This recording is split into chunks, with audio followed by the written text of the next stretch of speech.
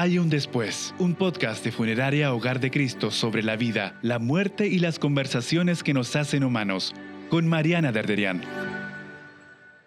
En los momentos difíciles necesitas apoyo, no trámites. En Funeraria Hogar de Cristo y gracias a la alianza con Parque del Recuerdo solucionan todo en un solo lugar y con una sola persona.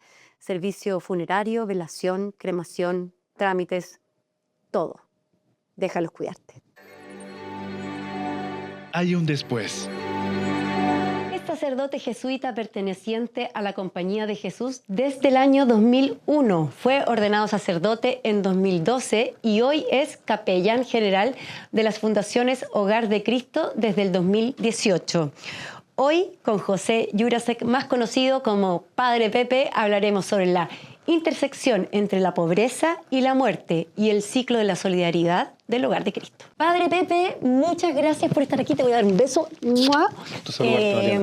Sí, y tengo tantas preguntas y ganas de conocerte y saber desde el Hogar de Cristo la visión que tienen con respecto a la mortalidad. Y para eso quiero hacerte la primera pregunta que tiene que ver con la relación que existe entre la pobreza y la tasa de mortalidad que tenemos. Bueno, es una buena pregunta. Chile se caracteriza y se ha caracterizado porque en los últimos 40, 50 años aumentó muchísimo la esperanza de vida. Me gusta a mí este dato, el año 52, cuando murió el padre Hurtado tenía 51 años de vida. Y ese año, esa era la esperanza de vida promedio en Chile. Ah, mira. 70 años atrás, la esperanza promedio de vida en Chile era 51 años. Y el padre justo Hurtado le dio un cáncer al páncreas y murió a esa edad, a la edad que habitualmente la gente en Chile moría. Hoy día la esperanza de vida en Chile está por sobre los 80 años. 82 años en promedio. Pero hay una diferencia de 10 años entre Vitacura y La Pintana.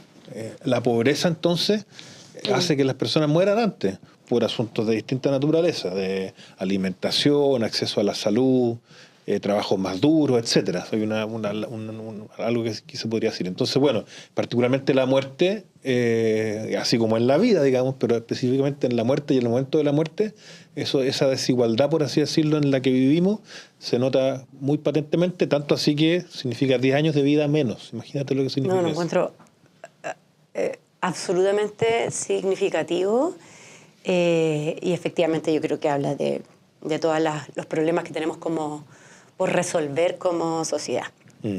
Y esta sensación que yo no sé bien, que como que discrepo conmigo misma, estas ganas de despedirse de este familiar, este amigo, esta persona que va a partir, como un poco saber que viene el final y poder acompañar y poder estar y poder decir las últimas palabras desde perdonarse o un te amo, lo que sea. Muchas gracias. También. Todas esas cosas que yo creo que es bonito porque como que se cerrara un ciclo y muchas personas dejan cosas pendientes. Sí. Y después de que pierden a alguien sienten como no le alcancé a decir esto, como que lo postergué. Y después viven con esa penita, con esa carga de no haberlo dejado resuelto. Sí. Pero a la vez conozco mucha gente que cuando tiene familiares que están enfermos o que llevan como en esta agonía, digamos, sí. Un tiempo largo, dicen, con el dolor de mi alma, ojalá parta para que deje de sufrir. Sí. Lo que hace también que sufra el entorno durante todo ese periodo, que a veces es larguísimo. Sí. ¿Qué piensas tú y qué visión tienes como de qué podría ser mejor con respecto a los que quedan? Bueno, a mí no me gusta dar muchas recetas porque habitualmente uno no le achunta. Entonces así como que creo que esto que me estás preguntando es súper caso a caso, digamos.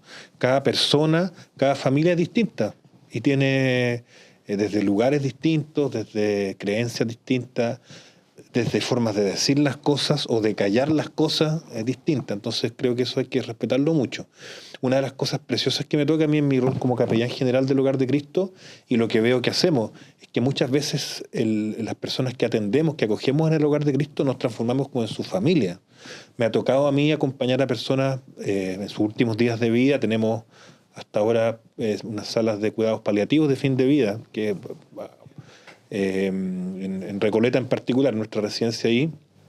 Y una de las cosas más bonitas es ver cómo quienes trabajan en el Hogar de Cristo se involucran tanto y efectivamente ocurre eso que tú señalas, con la diferencia de que en este caso muchas veces las personas están un poquito abandonadas, un poco solas, y la única persona que les toma la mano o que les está poniendo oreja para escuchar es alguien que inicialmente era un desconocido, pero que con el correr de las semanas, de los meses, se va haciendo en una persona muy cercana. Entonces me ha tocado ir yo con una o dos trabajadores del Hogar de Cristo, habitualmente mujeres, solo al cementerio a sepultar a una persona porque no llegó nadie más. ¿Ah? Entonces No te puedo creer.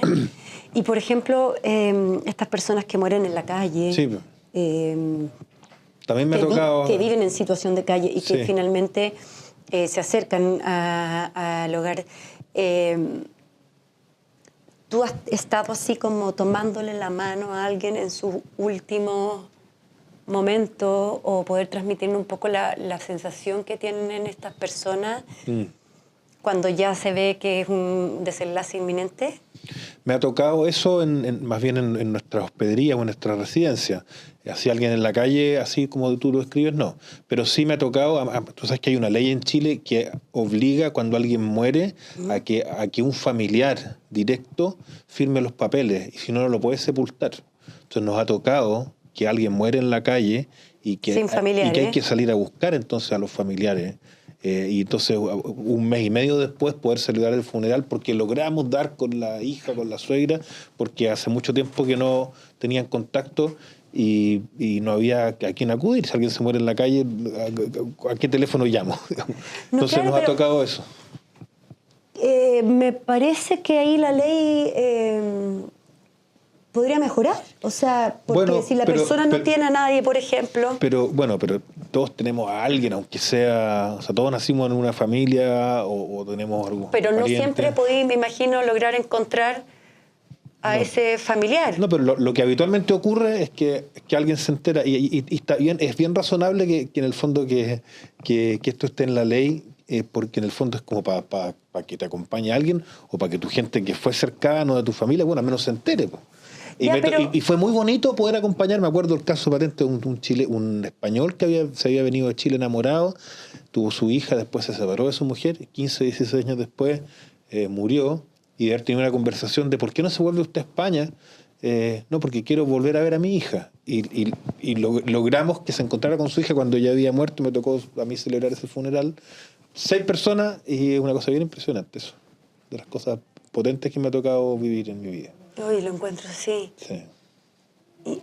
Ahora, volviendo a tu pregunta primera, porque yo me fui un poco por la rama. O sea, creo que de las cosas... Esto lo decía el mismo padre Hurtado cuando le dio el cáncer de páncreas, que es un cáncer súper rápido y que hasta el día de hoy no tiene mucha cura una vez que se desarrolla. Y él decía, bueno, qué regalo tener el tiempo para poder despedirme, encontrarme con la gente que quiero y poder decir muchas gracias, poder... Entonces, claro, eso es lo que precisamente no ocurre cuando alguien muere violentamente, en un accidente, bueno, como a ti te pasó también, ¿cierto? Que tú decís, pucha, aquí quedó una vida por vivir, en el caso de un niño, o palabras sin decir, entonces se da una cierta paradoja, porque lo único que sabemos cuando nacemos es que nos vamos a morir, pero lo pateamos para adelante como que no fuera a ocurrir nunca. Entonces cuando ocurre así violentamente, o como lo que está pasando ahora estos días en Venezuela con el terremoto que se vino abajo, espantoso. Hablan de 50.000 muertos y desaparecidos, pero todos sabemos que están debajo de los edificios y que no van a aparecer. No, es que es un dolor terrible.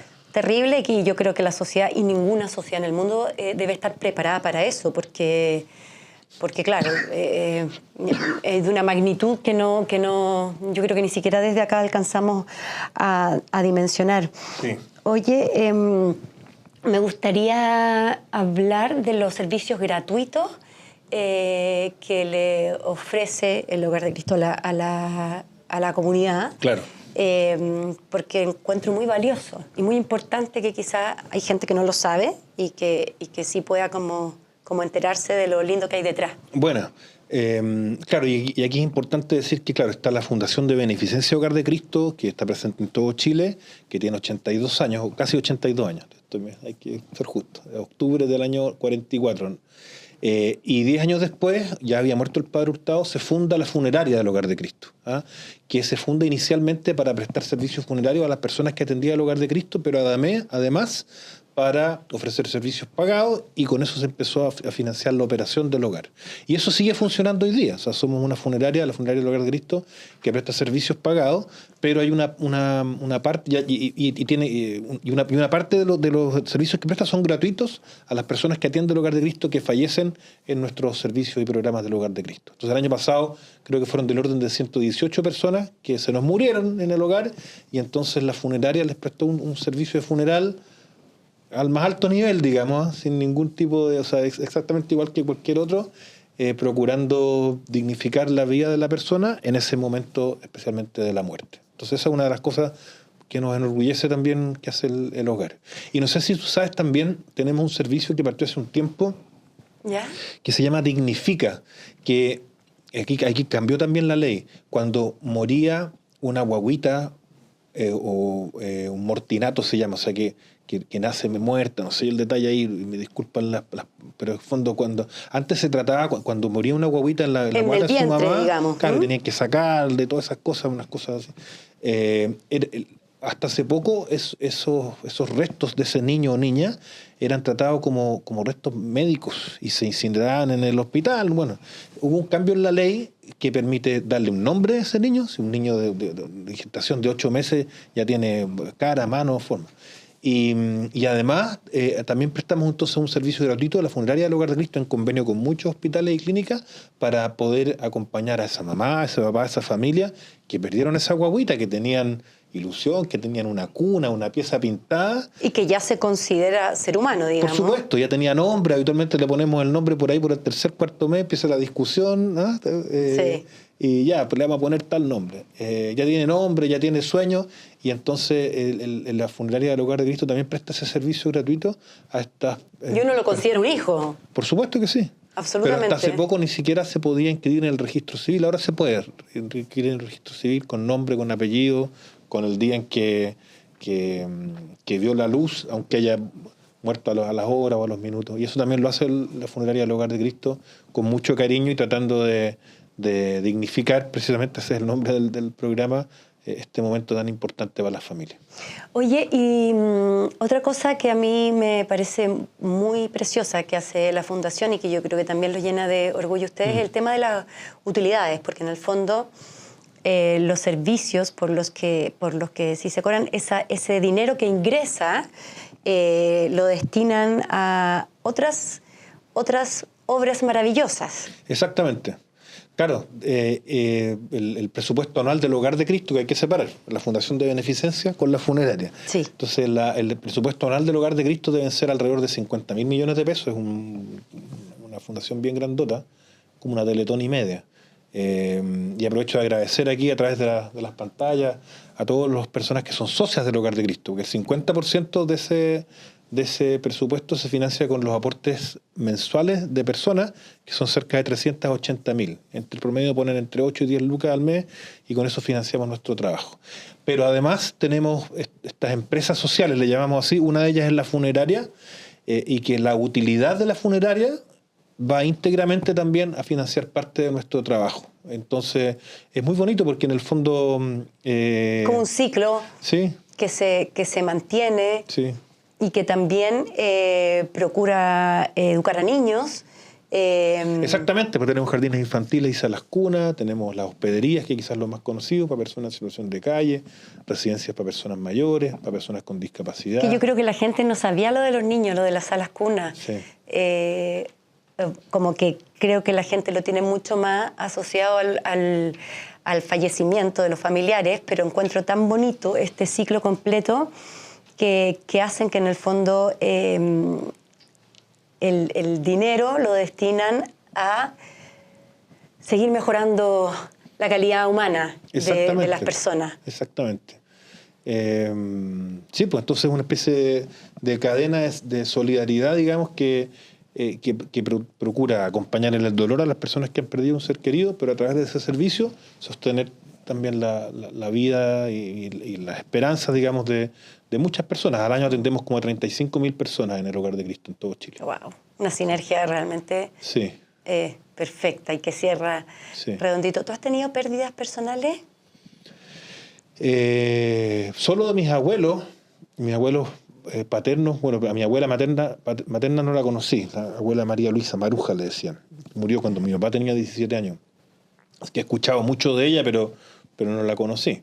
Sí, y a mi abuelo paterno también murió cuando yo era muy chico, tenía 8 o 9 años. Sí, a mis abuelos maternos, mi abuela Cecilia y mi abuelo Ricardo, los conocí, les tuve mucho cariño. Y me pasó eso que decías tú un poquito hace un rato, que ya estaban súper deteriorados al final de su vida.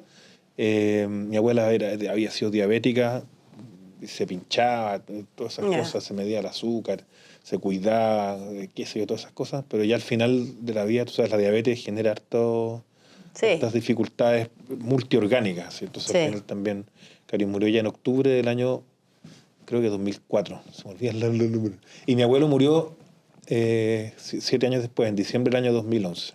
Así que ya hace un buen tiempo ya. Claro, pero no sé, te lo pregunto porque me da una curiosidad personal, pero tú que ves la muerte de manera tan cotidiana y tan triste a la vez, de gente solitaria, y lo vinculas con tu propia experiencia personal, te genera algo como decir, chuta, ahora entiendo, como cuando uno lo ha vivido y lo ha sentido, es más fácil empatizar. Las personas que nunca han perdido a nadie, es como que tú le estuvieras hablando en otra lengua, o sea, en otro idioma. Exactamente. Sí, pues me ha tocado acompañar situaciones súper delicadas de niños que mueren, de personas que mueren en los distintos lugares de Chile y distintos estratos sociales. Claro, y al final la pena y el dolor, eso sí que es súper parecido. O sea, las formas pueden cambiar, pero la pena y el dolor... Ese vacío. Sí, pues. La impotencia también, tocar la impotencia, sobre todo cuando se ve sufrir a alguien que uno quiere, o morir a alguien que uno quiere, y decir, chuta, ya no va a estar más en la forma en que lo conocí. Eso me conmueve el corazón. Y ahora, también me conmueve, a propósito de lo que lo partimos conversando, de acompañar a las personas que están más solas a morir, que esto es una de las obras de misericordia. En el cristianismo hay una categoría de acciones que se llama obras de misericordia, que tiene que ver con dar de comer al que tiene hambre, dar de beber al que tiene sed, vestir al que está desnudo, acoger al forastero, ir a visitar a los que están enfermos en los hospitales o a los que están en las cárceles, y también el enterrar a los difuntos. En el fondo, ese último momento de homenaje, en el momento en que alguien muere, que no tiene solo que ver con enterrar a alguien, bueno, porque pasan cosas cuando alguien muere, se empieza a descomponer el cuerpo y entonces finalmente hay un asunto como de salud, digamos, de sanidad, digamos, en el acto de enterrar a alguien. De hecho, perdona que te interrumpa, te lo iba a preguntar porque cuando tú me dijiste que de pronto se demoraban un tiempo en encontrar un familiar para que pudiera firmar el documento, para poder sepultarlo. ¿Qué pasa? ¿Qué pasa en ese tránsito? Porque te podías demorar 3 semanas. Sí. En las morgues hay unos refrigeradores gigantes y ahí se guardan los cuerpos mientras se espera que se pueda sepultar.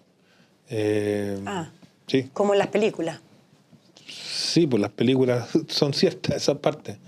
Claro, también hay otras formas de embalsamar o de preservar el cuerpo para que no se deteriore, sobre todo también cuando ha muerto alguien de una muerte violenta, un asesinato o algo así, y hay que hacer algunas pericias al cuerpo, entonces no se permite que tampoco se sepulte hasta que no hay cierta certeza. ¿No? Me ha tocado algo de eso también en personas en situación de calle. Me acuerdo de Milton, un ciudadano colombiano que murió en Iquique, asesinado por unos marinos, y vino su hermana de Colombia a buscarlo y la acompañamos. Me acuerdo de ese caso así bien patentemente. Entonces, claro, en ese mientras tanto, en las morgues, en los servicios médicos legales, o en las morgues de los hospitales hay refrigeradores para mantener los cuerpos lo que sea necesario, sin que se descompongan. Claro, yo también tuve un tiempo de espera, pero en mi caso, claro, era distinto. ¿Y qué llamado como a la empatía sí le podríamos hacer como a la sociedad a querer hablar más de esto, entender que la muerte nos persigue desde que nacemos y no sé, si tú quisieras como contarnos algo o hablarle directamente a las personas que nos están escuchando o viendo, porque tú has dedicado tu vida, digamos, a este tema y yo creo que dejar de evadir de pronto está bueno para disfrutar más el presente también. Sí. O sea, bueno, eso quizás es el mensaje, porque la vida es corta, a pesar de que vivamos muchos años. Yo acabo de cumplir 49, pero la vida es corta. Entonces, primero, no vale la pena enredarse en lecera. A veces nos amargamos la vida o estamos pensando en lo que va a venir, lo que va a venir, lo que va a venir. Creo que esa conciencia del disfrutar aquí y ahora y pasarlo bien y tratar de que los demás lo pasen bien es un súper consejo, digamos. También con conciencia me gusta a mí esto de la imagen como del que siembra un árbol con la conciencia de que no va a poder ver su sombra, disfrutar su sombra, pero lo sembramos pensando en los que van a venir. También eso es muy importante, o sea, la conciencia de que hay cosas que empezamos y que no las vamos a poder ver, pero otros las disfrutarán. Entonces, que eso también es la conciencia de una comunidad que no tiene que ver solo con los que estamos vivos en este momento, sino que también con los que van a venir más adelante. Eso creo que también es importante, la trascendencia, ¿cierto? Que no tiene que ver solo con el más allá, para quienes creemos que hay un más allá, una vida después de la muerte, sino también con lo que legamos a las siguientes generaciones, ¿eh? Ojalá, esto era de los scouts, fui scout cuando cabro chico, esto de ojalá dejemos el mundo un poquito mejor de cómo lo encontramos. Eso tiene que ver desde con la limpieza, pero bueno, con todo lo que ahora se conversa tanto de la ecología integral, de mirar la realidad de los medio ambientes, de los animales, pero de los ecosistemas y de las personas que vivimos aquí. Y de sentirnos parte y no dueños, digamos. Sí, parte, somos como 70% agua, dicen. Entonces, sí, pues ese es como el mensaje, ¿no? Y lo otro, si me permite, es así como una especie como de aviso comercial también. Por favor. Hay en el Hogar de Cristo, que está complementado con lo de la funeraria, pero creamos un sitio que se llama condolenciashc.cl. Fíjate que ahí hay distintas posibilidades de hacer regalos o de manifestarse, ¿eh? Y me gustó a mí el lema que acuñaron: deja que tu abrazo se transforme en solidaridad. Es como el mismo espíritu de lo de la funeraria, que son servicios pagados que nos permiten financiar el Hogar de Cristo. Entonces, en este sitio, condolenciashc.cl, hay distintas posibilidades de regalos, desde flores, velas, coronas de caridad, para personas y también para mascotas. Esa es otra cosa que está pasando, sí, Mariana, que las mascotas son hoy día como parte de la familia. Estoy muy de acuerdo yo. Se muere una mascota o se le pasa algo a una mascota y como que nos pasa algo también. Bueno, también en el sitio condolenciashc.cl hay distintas formas de que ese abrazo, que no sé cómo acompañarte, a veces basta un abrazo, o acompañar en silencio, o estar presente, pero a veces uno quiere igual regalar algo. Bueno, ahí hay una posibilidad.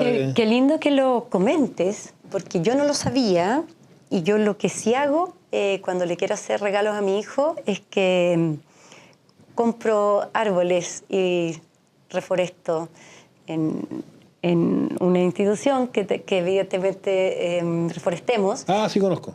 Y siento que para su cumpleaños siempre regalo un árbol, o cuando me acuerdo en realidad, o cuando tengo ganas, o lo he hecho como en verdad varias veces y no necesariamente para una fecha significativa, sino que hoy te quiero hacer un regalito, y siento que eso es como la forma que yo tengo. Así que encuentro súper bueno porque nos das más opciones a todos. Hay varias opciones y en el fondo, mira, a veces no sabemos bien qué hacer o qué decir cuando muere alguien. porque además, no sé... O sea, no sabemos qué decir, no es como que a veces, no, siempre no sabemos qué decir. Yo prefiero, cuando voy a darle las condolencias a alguien, lo que habitualmente hago, me acerco en silencio, le doy un abrazo, nada más, aquí estoy contigo, si necesitas algo, desde cosas prácticas, a veces la gente se tupa en esos momentos, pero aquí hay una manera bien concreta, condolenciashc.cl, y ahí hay distintas posibilidades. Y yo creo que la gente agradece oye, cuenta conmigo, estoy contigo en lo que te pueda ayudar. Es que es tan poco lo que sabemos. A mí lo que más me gusta de este programa que estamos haciendo es precisamente como que me hace muy feliz que pongan una bandera, porque es como ya, dejémonos de hacerlo locos, hablemos de este tema. Y creo que en ese sentido el Hogar de Cristo es como súper pionero y está, digamos, como plantando esta semilla para que el día de mañana todos, desde los niños, desde la educación, desde el colegio, la tengan mucho más normalizada. Así que para mí también, y te lo aprovecho de agradecer a ti, es un honor tener estos espacios, porque todos en algún minuto vamos a perder a alguien y siempre está bueno como estar un poquito más preparado. Claro, y fíjate que me lleva a mí eso a pensar en lo poco que decimos muchas gracias, o lo poco que decimos te quiero, o por lo menos yo, digamos, pero en general, como que vamos tan rápido y a veces damos por descontado que la gente que tenemos cerca, familia, o en mi caso yo vivo en una comunidad, somos otros sacerdotes, damos por descontado que eso cotidiano de cariño, de presencia, de cómo estás y que se da una conversación, va a estar siempre. Y eso no es así, ¿no? No, No es así. Y sobre todo el perdón, te diría yo. También. Más que dar las gracias, lo que yo siento es con las personas que he conversado, que les duele más el no haber pedido perdón que el haber dado las gracias. Porque todos podemos haber hecho sentir mal a alguien o habernos equivocado en algún minuto. ¿Y por qué piensas tú que pasa eso? Que nos cuesta pedir perdón. Porque habrá gente rencorosa, porque habrán unos egos desproporcionados. Y yo soy de las que pide perdón hasta cuando no tiene ni culpa. O sea, yo no me siento identificada con esto, pero sí conozco mucha gente y con lo que ha quedado atrapado, y lo he visto en distintos tipos de terapia, y que se quedan como con esa piedrita en el zapato, con esa mochila como de no dije esto. O por último, podría haber cedido y haberle dado la razón y haberlo hecho feliz. Como, ¿por qué me enfrasqué en este sinsentido en que esa persona no iba a cambiarme a mí, yo no lo iba a cambiar a él, pero nos amamos, somos familia, y que eso debió primar antes que la diferencia desde política, religiosa? Yo he visto más dolor en eso que en haber dado las gracias o haber dicho te amo. Yo tuve la suerte de solo haber amado, y claro, no siento que siempre di lo mejor de mí, entonces no cargo con ninguna de esas cosas, pero claro, en algún lugar es un privilegio por querer verlo de una manera más linda y luminosa, pero sí estoy súper consciente de la cantidad de gente que no se queda con esa sensación, así que todos los que están al otro lado, digan te amo, digan perdón, digan, aunque haya pasado tiempo. Yo creo que la gente que tiene como un dolor de un conflicto de hace 5 años, aunque el perdón llegue 5 años después, vale. Es como un bálsamo para el corazón. Sí. Claro, y hay conversaciones que son difíciles y sobre todo si vamos dejando pasar el tiempo, se hacen más difíciles todavía. Y yo he escuchado me ha tocado escuchar de varias personas, claro, justamente después de la muerte, que dicen, puta, qué torpe fui, qué orgulloso fui, qué cerrado fui, porque estaba esperando que el otro diera el paso, digo, como de, que partes tú, parto yo, y todos nos quedamos callados, como haciéndonos un poco los lesos. Es un buen consejo es el que tú das, o sea, sobre todo con esa palabra no dicha, sobre todo si queremos vivir en paz y, como se dice cuando alguien se muere, descansar en paz. Esa presencia que sigue.